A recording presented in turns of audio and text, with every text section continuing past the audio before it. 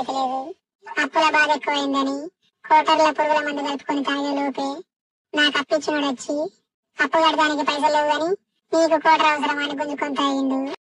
అయ్యో శివుడా ఏమాయే ఎనకటి దానికి సరిపోయే. నైట్ వండుకుందామంటే ఒక దోమ నిద్రవనియలేదు. ఎట్లయినా దాన్ని చంపుదామని చెప్పు పట్టుకుని నైట్ అంతా దాని పడిపడ్డ. ఇల్లంతా తిరిగింది కానీ దొరకలేదు. బయటికి వచ్చి చూస్తే తెల్లారింది. అయినా ఏం కాలేదు, ఆ దోమ కూడా నిద్ర లేకుండా చేసింది.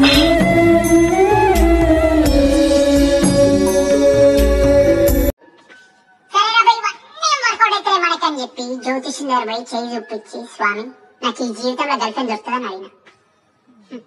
అప్పుడు ఆ జ్యోతిష్యుడు ఏమన్నా తెలుసా, మీ చేతిలో రేఖలేరున్నారా ఎప్పుడు అరిగిపోయినాయన్నా. అనా సింగిల్కి వచ్చిన సింగిల్ గానే పోతున్నా.